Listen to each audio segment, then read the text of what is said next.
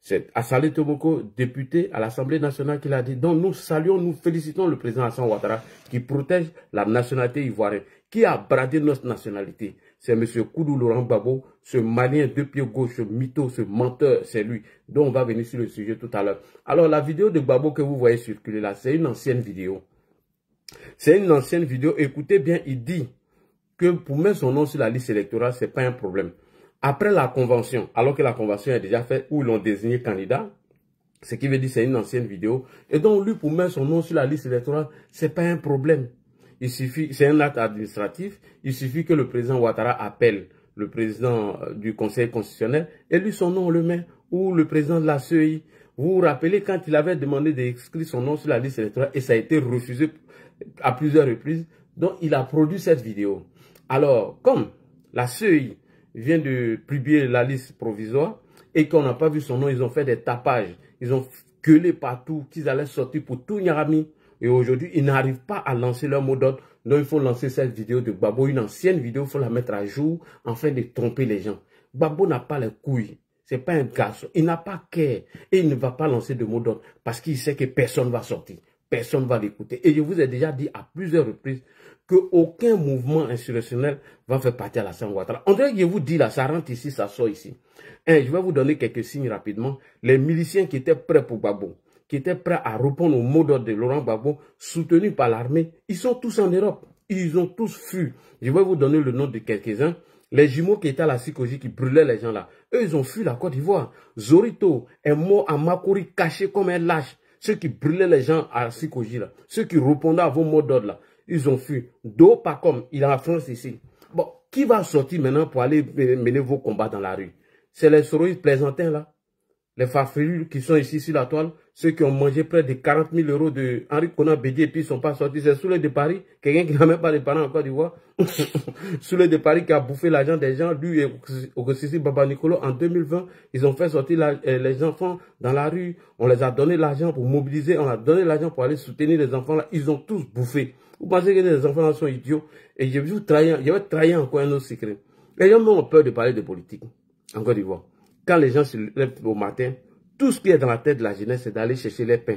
Donc, il y a longtemps, j'ai entendu beaucoup de petits, de conneries sur des panels. J'ai dit, mais ceux-là, ils sont déconnectés. Hein. Allez-y un peu au pays. Moi, je viens du pays depuis le mois de février. Un jour, j'étais en train de parler comme ça dans la rue, à Cocody. Tout le monde me regardait comme ça.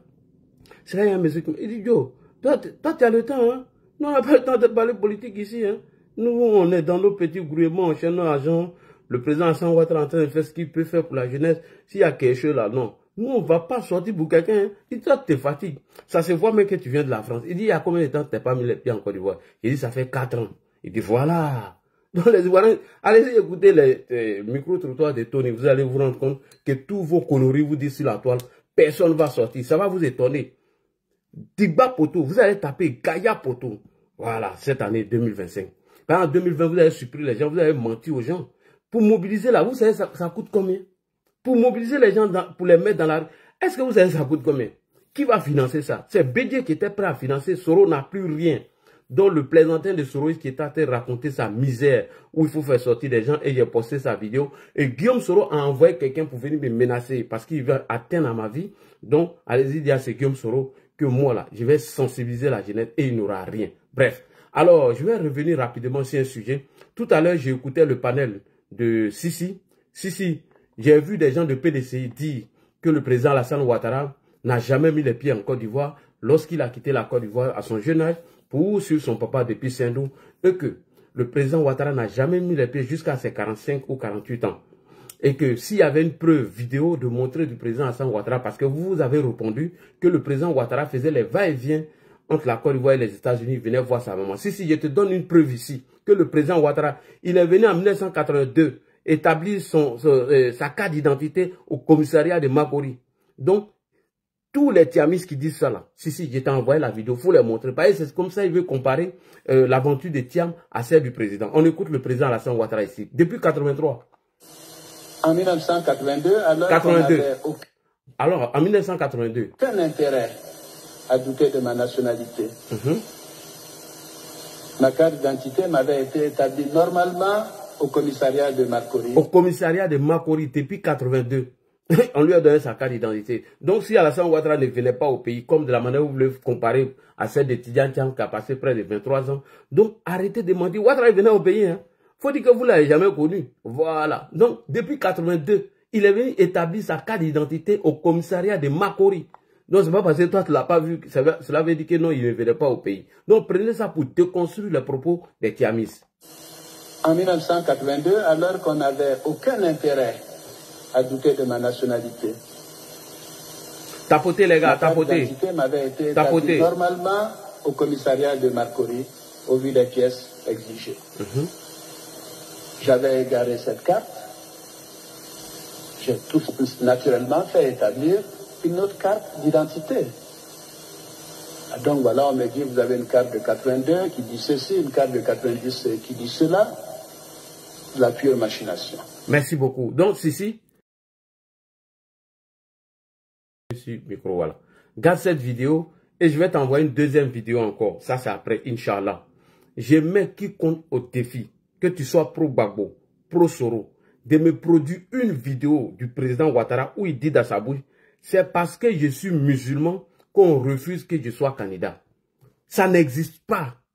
Moi, j'ai la vidéo originale de ce que le président Ouattara a dit. Donc, ce sont des menteurs et des manipulateurs. Ce que je connais, des pro-Gbagbo, des pro-Soro, sont des mythomanes et des menteurs. Si, moi j'ai la vidéo, je vais t'envoyer après. Le président Ouattara n'a jamais dit dans sa bouche que c'est parce que je suis musulman qu'on refuse que je sois candidat. J'ai la vidéo. Ils ont sorti les propos du président de son contexte. Voilà. Donc, je vais t'envoyer ça. Tu gardes ça. Malheureusement, je ne pouvais pas t'envoyer la vidéo parce que j'étais au travail. Et puis voilà, je venais de finir ma petite pause de salade. Et puis voilà, j'ai écouté cette petite partie. Rapidement, je viens ici sur le panel de Amira Blindé. J'ai écouté des propos rapidement avant de venir ici dans notre JJ. J'ai entendu le Guinéen là, qu'on l'appelle Général Ahmed Konaté, dire que le RHDP aurait posé des préalables à Guillaume Soro afin qu'il se réconcilie avec le président Ouattara. Que Guillaume Soro doit demander pardon au président Ouattara et venir adhérer à son RHDP. Que s'il ne le fait pas, c'est qu'il n'est pas sincère. C'est archi faux. C'est un mensonge. Je mets quiconque au défi de me sortir une vidéo d'un cadre du RHDP qui dit que Guillaume Soro n'est pas sincère, qu'on ne croit pas à son pardon. Si vraiment il veut que le président Ouattara le pardonne, il n'a qu'à adhérer au RHDP. Ça n'existe pas. C'est un mensonge. On n'a jamais posé de préalable à Guillaume Soro. Et Guillaume Soro même, jamais. Guillaume Soro peut nous faire gagner une élection, mais vous êtes des plaisants. Depuis que vous êtes parti là, est-ce qu'on a perdu tous nos bastions que nous avons aujourd'hui? Est-ce qu'on a perdu? Guillaume Soro, en 2018 ou 2023, il a présenté près de 50 candidats. Il n'y a eu seulement que 2 élus.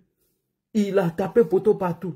Donc, pour preuve que le RHDP n'a jamais posé de préalable à M. Guillaume Soro, je vous montre la conférence de M. Cissé Bakongo, le secrétaire exécutif du RHDP, qui déconstruit ses propos rapidement.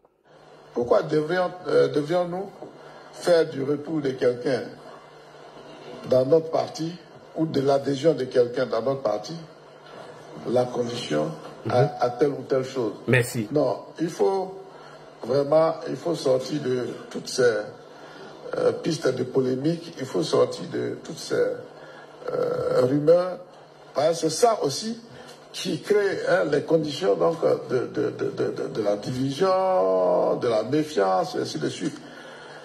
En ce qui me concerne, en tant que secrétaire exécutif du RHDP, je n'ai jamais assisté à une réunion. Oui.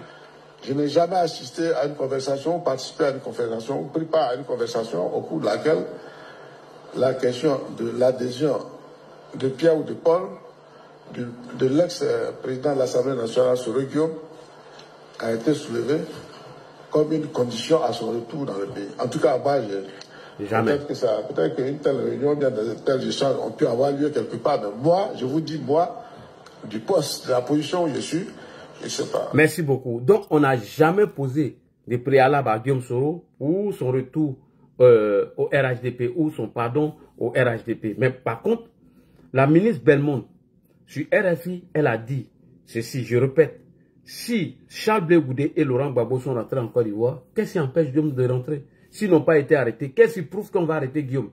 Mais vous l'avez insulté. Mieux, le ministre Touré Mamadou, lorsqu'il dit ici, parce que Général, tu es allé mentir sur le panel d'Ahmed, lorsqu'il dit ici que Guillaume a appelé le président, il a demandé pardon, mais il n'a qu'à être sincère avec vous, vous les hypocrites là. Mais il n'a qu'à vous dire qu'il a appelé le président, il a demandé pardon pour tout ce qu'il a commis comme tort au président. Et donc vous avez insulté Touré Mamadou et il a dit que c'est vous là qui êtes dangereux, vous qui êtes autour de Guillaume là. Donc on va écouter ici rapidement et je reviens sur mon sujet rapidement. J'ouvre cette parenthèse. Ce que j'ai révélé, contrairement aux mensonges qui sont distillés sur les réseaux sociaux, et je le dis ici devant le monde entier, c'est Guillaume Soro qui a pris son téléphone, qui a appelé le président Ouattara et qui a dit au président Ouattara qu'il lui demande pardon pour tout le tort qu'il a pu lui faire. Mais ça, il faut qu'il le dise à ses partisans. Voilà. Il faut qu'il le dise à ses partisans. Il faut qu'il le dise à ses partisans. Où est-ce que Touré Mamadou parle mal ici? Je m'amuser à me devant des micros, je suis ministre. Hein. Vous venez de dire des choses qui ne sont pas vraies. Je dis et je le répète. Il a pris lui-même son téléphone. Personne ne l'y a obligé. Il a appelé le président Ouattara. Et il a demandé pardon au président Ouattara pour tout le tort qu'il a causé au président Ouattara. Je trouve que c'est une bonne démarche. Voilà. Je trouve que c'est une bonne démarche. Écoutez bien. Et c'est ce que beaucoup attendaient de lui. Et c'est ce que beaucoup attendaient de lui. D'humilité. Maintenant, la question peut se poser sur la sincérité. Après avoir fait une telle démarche qui a salué, oui, on verra maintenant la suite. On verra la suite.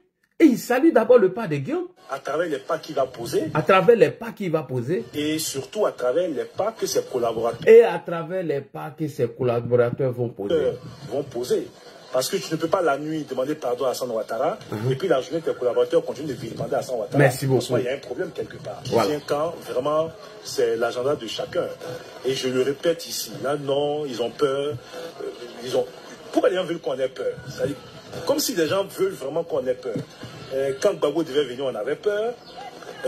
Quand Charles Bleu devait venir, on a peur. Quand Guillaume Soro est réapparu dans la sous-région, on a peur. Laurent Gbagbo est venu, le ciel n'est pas tombé sur la tête de la Côte d'Ivoire. La Côte d'Ivoire va à ses occupations. Merci beaucoup. Je m'arrête là rapidement et puis je vais aller à mon sujet sur Danon Didier Sébastien. Alors, je conclus que ici, là, montrez-moi un mot de travers du ministre Touré Mamadou. Il n'y a aucun mot. Mais vous avez pris cette vidéo pour le vilipender. Non seulement le conseiller politique de Guillaume Soro, Franklin Nyamsi, a insulté le ministre Touré Mamadou, et c'est ce qu'il a dit. Il dit, on salue les pas que Guillaume a fait. Nous, on souhaite qu'il progresse dans ça. Mais je veux qu'il soit sincère. Est-ce que ses collaborateurs vont continuer dans ce sens? Mais c'est vous, Karamoko, quoi là même là, Ahmed Général. Vous êtes parti insulter Touré Mamadou, vous tous. Amiral l'a pas fait. S'il l'a fait après, j'ai pas vu. Lui et l'Océanie. Donc vous n'êtes pas sincère et vous voulez dire qu'on demande qu'Ouattara a posé. Diomo a parlé à son nom propre. Diomo dit qu'il est le micro de toutes les manifestations du RHDP à Paris. Il a parlé en son nom propre. Mais moi là, je suis l'activiste numéro 1 du RHDP en ce moment où je vous parle. Si moi il dit que Guillaume n'est pas sincère là, moi je suis écouté par tout le monde au RHDP. Il n'y a pas quelqu'un qui ne m'écoute pas. Je dis, je répète, Guillaume n'est pas sincère. Tant que moi ici, là, vos réconciliations là, je prends, je mets dans la poubelle. Vous voulez vous réconcilier avec Alassane Ouattara et puis vous cherchez à moi m'éliminer. Vous voulez vous réconcilier avec Alassane Ouattara, vous tentez de l'assassiner et vous mentez. Vous voulez vous réconcilier avec Alassane Ouattara, vous avez tenté d'utiliser les 8400 afin de l'éliminer avec les comzones, soi-disant qui étaient dans vos poches. Et c'est pourquoi le président Alassane Ouattara, à travers l'écoute audio de Guillaume Soro, où il dit qu'il avait les comzones avec lui, et qu'ils ont réussi à prendre un comzone sur 10, et que Ahmed a tenté, ils n'ont pas réussi. C'est là le président Ouattara a fait la photo avec les comzones. La photo du président Ouattara, c'était de dire à Guillaume Soro, ton message écoute audio là, je suis informé. Les services de renseignement m'ont rapporté ça. Donc quand Guillaume a vu la photo du président avec tous les comzones, Guillaume s'est rendu compte que sa tentative de coup d'État qu'il avait préparée avait poteau. Deuxièmement, ils ont tenté de mobiliser les gens. Et comment ça devait se passer leur insurrection? Puisque tout était préparé. L'avion ne devait pas atterrir. Lorsque l'avion de Guillaume n'allait pas atterrir à l'aéroport, ces militants qui ont été mobilisés par DJ Volcano et DJ quoi là même là, j'ai oublié son nom, c'est eux qui ont fait la mobilisation et Souleymane en parle. Donc quand les militants de Guillaume Soro allaient arriver à l'aéroport et que son avion que lui-même l'a détourné exprès qu'il ne devait pas atterrir à Abidjan, ceux-là maintenant allaient manifester leur colère.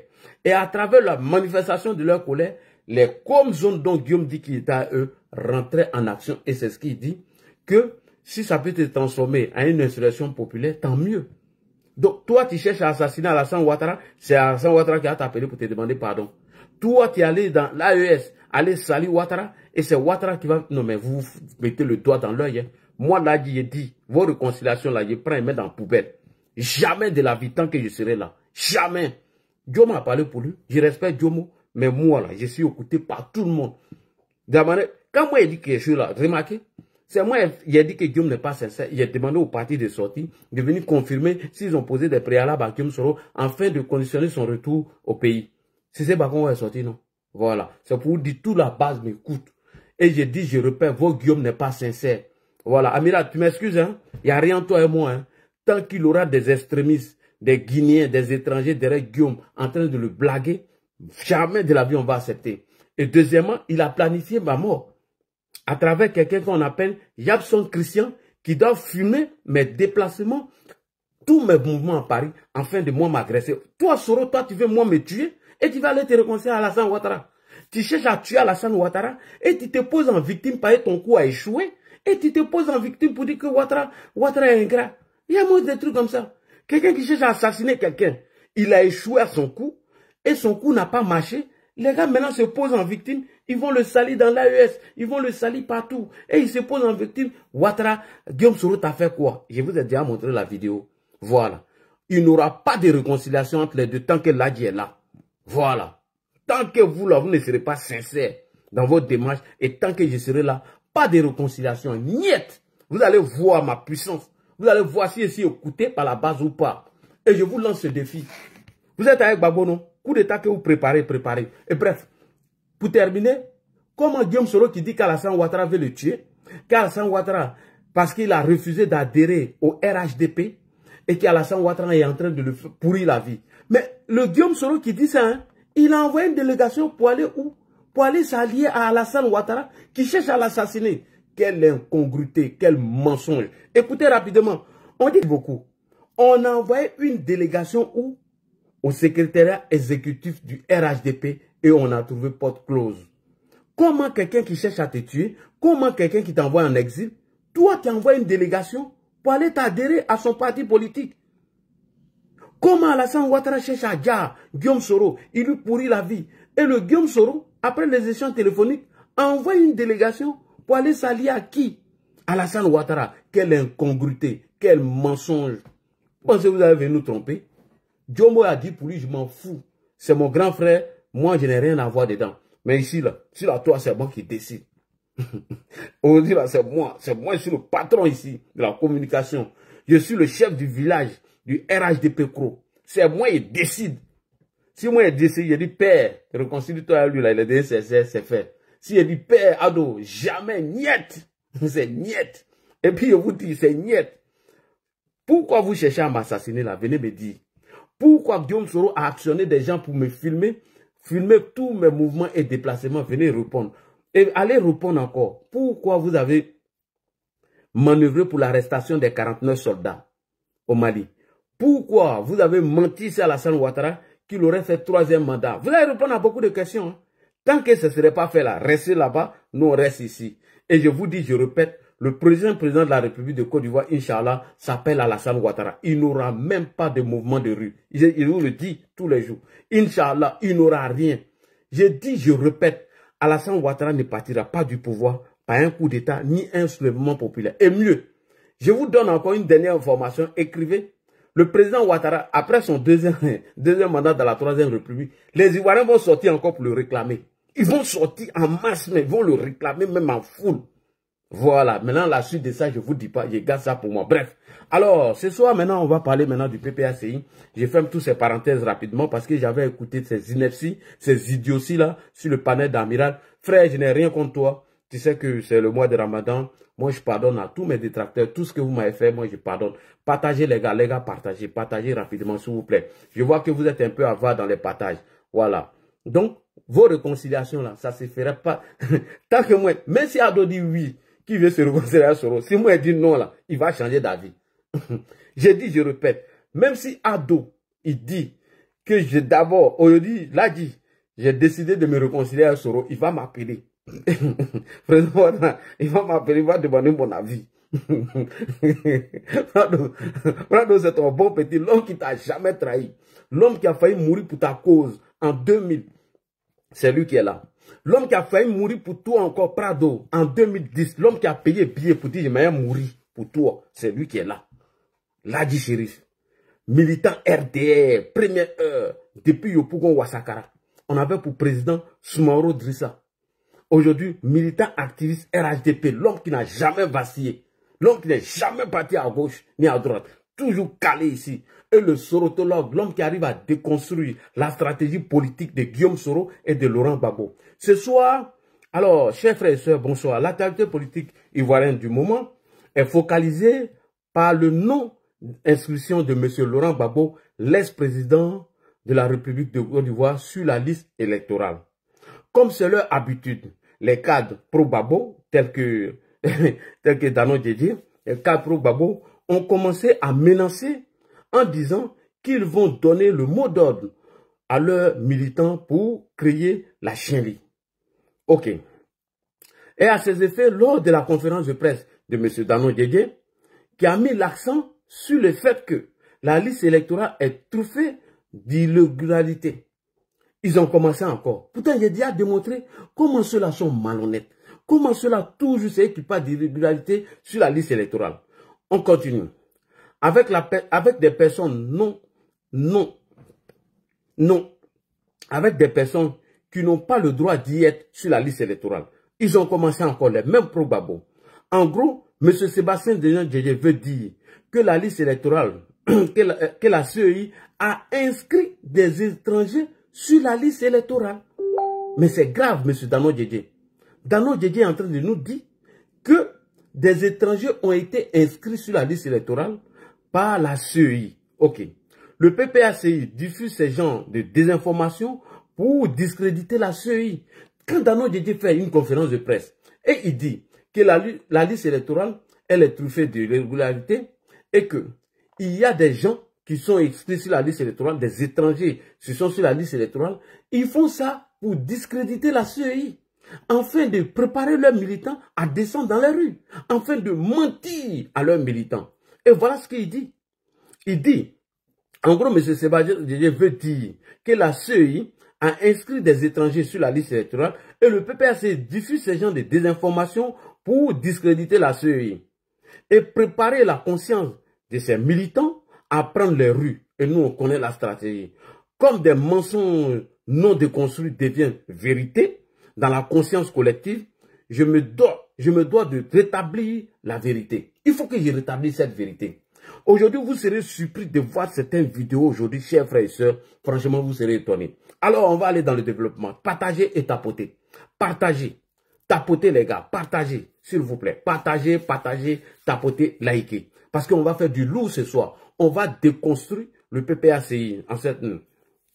Pour que nous soyons au même niveau d'information, je vous présente l'extrait vidéo de la conférence de presse dans laquelle Danon Djedje accuse la CEI d'avoir inscrit des gens qui n'ont pas le droit d'y être.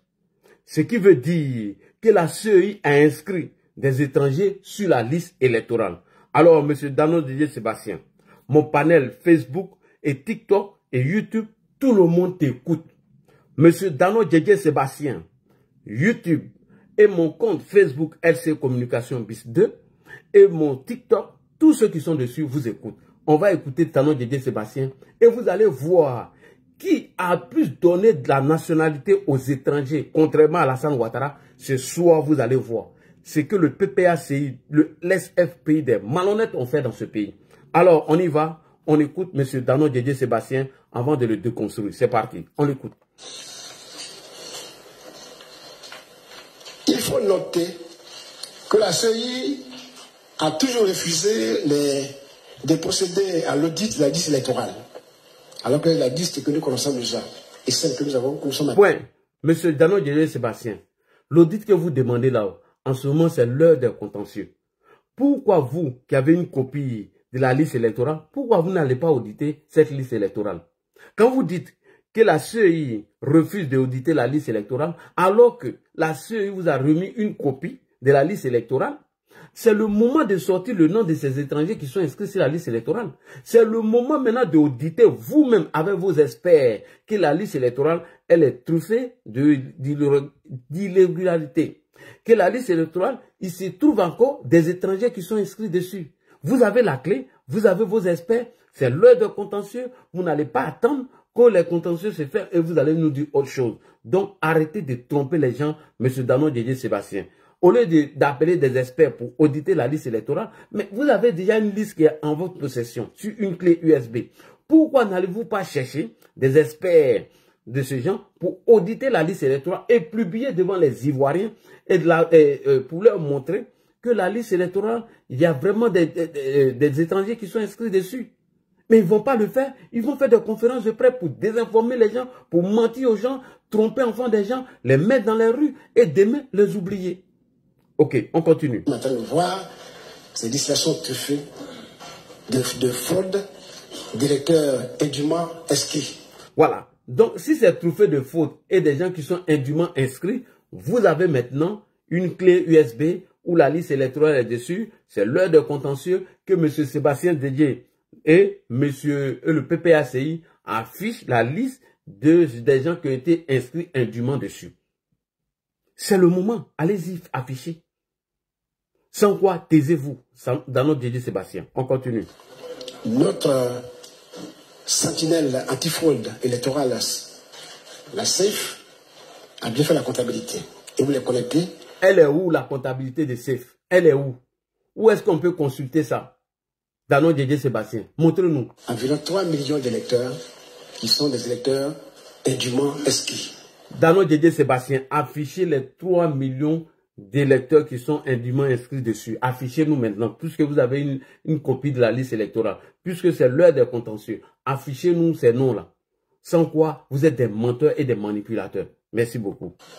Ce qui nous a fait dire que pour que la liste électorale soit fiable et nous mettre tous en confiance pour nos élections, il faut la soumettre à un audit. Il faut la soumettre à un audit. La CEI l'a refusé. Bien que les pays voisins, comme le Mali, le Bénin et le Sénégal, ont pu faire leur audit. La Côte d'Ivoire refuse, la CEI refuse.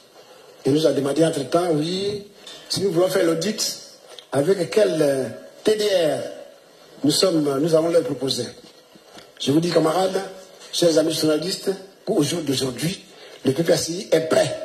Parce que le PPACI a élaboré, grâce à ses experts, le TDR pour faire l'audit de la liste électorale provisoire en Côte d'Ivoire. Nous réaffirmons ici avec fermeté et clarté. La CEI n'a rien d'indépendant, malgré tout ce qu'on peut dire. Elle est instrumentalisée pour servir les intérêts d'un régime qui refuse obstinément de se soumettre au principe de la démocratie et qui a manifestement peur d'un homme, Laurent Gbagbo.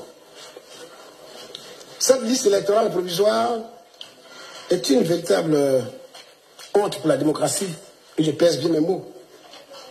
Je l'ai dit tantôt, elle contient des électeurs fictifs, elle contient des personnes décédées, elle contient des milliers d'usurpateurs d'identité. Oui, mais montrez-nous ces gens-là dans notre Didier Sébastien. Il faut publier. Maintenant, vous avez une copie de la liste électorale. Vos experts qui sont là-bas, faites l'audit de la liste et vous allez publier devant tout le monde que de faire des conférences de presse à la con et de mentir aux gens. Oh. Des inscriptions suspectes en masse ou des centaines d'électeurs qui sont d'une même mère ou d'un même père. C'est inadmissible. Ok, merci beaucoup. Vous avez bien écouté M. Danon Didier Sébastien. Population de Côte d'Ivoire, vous venez d'écouter M. Danon Didier Sébastien. L'homme qui est chargé de vous mentir, vous désinformer, afin de vous instrumentaliser pour leur futur mot d'ordre.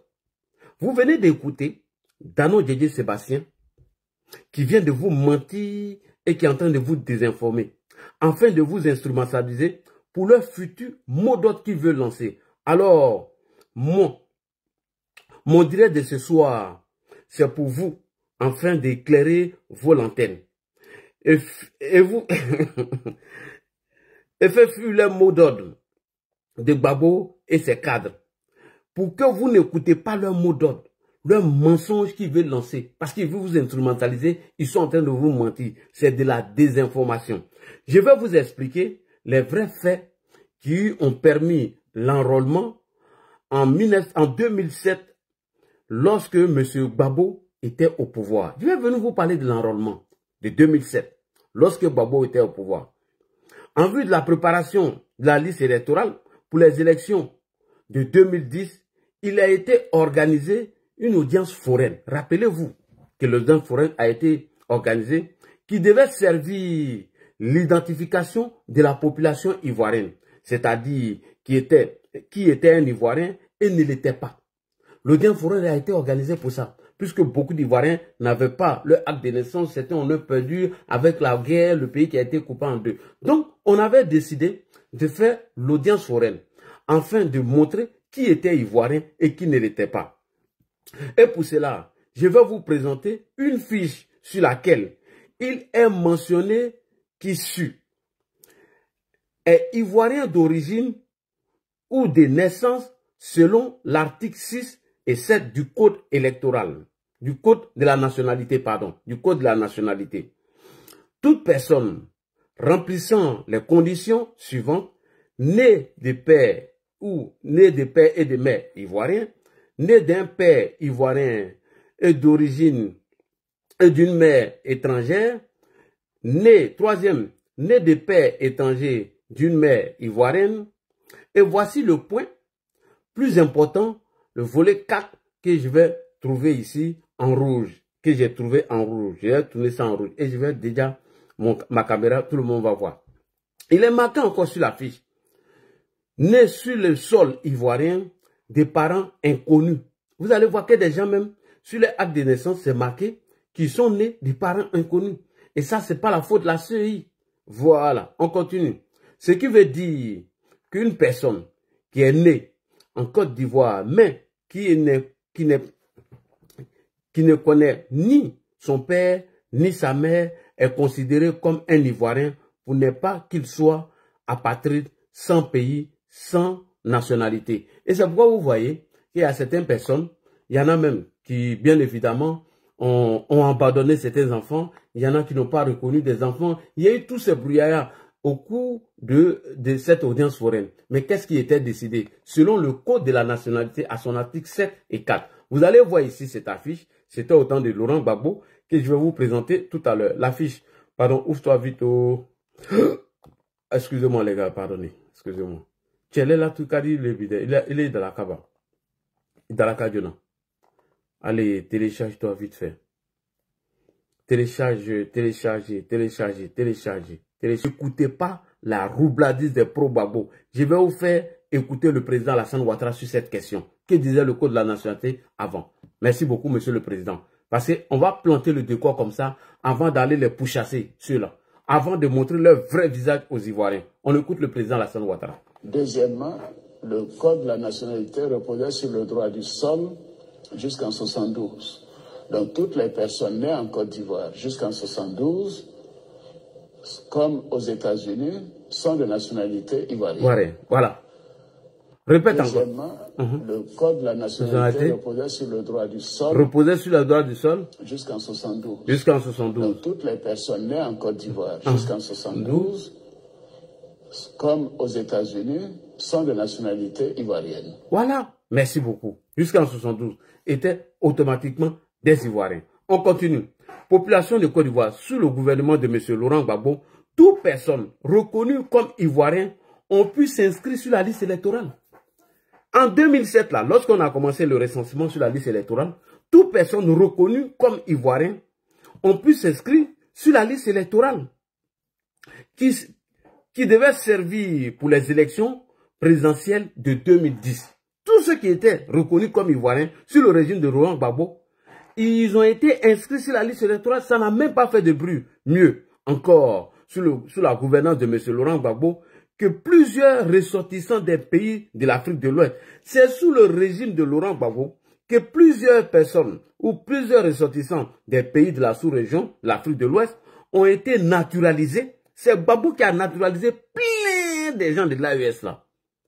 Je répète, que plusieurs ressortissants des pays de l'Afrique de l'Ouest ont été naturalisés ivoiriens. Et M. Gbagbo, qui a demandé, c'est M. Gbagbo qui a demandé à Kima Émile, un Burkinabé naturalisé ivoirien, de recenser les Burkinabés, qui désirent obtenir la nationalité ivoirienne, et c'est lui qui avait été, c'est ce qui a été fait. C'est Laurent Gbagbo qui demande à M. Kima Émile de recenser la majorité burkinabé désireux obtenir la nationalité ivoirienne, et c'est ce qui a fait. C'est ce qui a été fait par M. Gbagbo. Population de Côte d'Ivoire. Donc, c'est encore sous la gouvernance de M. Laurent Gbagbo qu'il y a eu beaucoup de Burkinabés naturalisés. C'est sous le régime de Laurent Gbagbo que beaucoup de Burkinabés ont été régularisés. C'est Laurent Gbagbo même qui a confié cette mission à Kima Émile, et il dit au monsieur, il faut recenser tous les Burkinabés, y compris des frères de l'AES, il a dit comme ça, qui désirent être ivoiriens, ceux qui veulent être ivoiriens. Il faut les recenser et tous, tu viens, moi Gbagbo, je vais leur donner la nationalité. Imaginez-vous que le président Alassane Ouattara dit à un Burkinabé ou à un Malien, il faut inviter tous les Maliens, Guinéens, Burkinabés, Sénégalais, il faut leur demander s'ils veulent être ivoiriens. Moi, Alassane Ouattara, je vais prendre un décret de naturalisation et faire d'eux ivoiriens. Mais la toile va péter.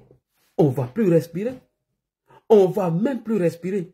Oui, Alassane Ouattara, on vous avait dit, il est en train de vendre nos pays. Alassane Ouattara, il n'est pas ivoirien. Il n'aime pas la Côte d'Ivoire. La preuve, il a demandé à un Burkinabé d'envoyer ses frères. Ils vont les naturaliser et on va les mettre tous sur la liste électorale. Mais pourtant, Gbagbo l'a fait. Laurent Gbagbo, sous sa gouvernance, a demandé à M. Kima Émile de recenser tous les Burkinabés et les frères de la sous-région.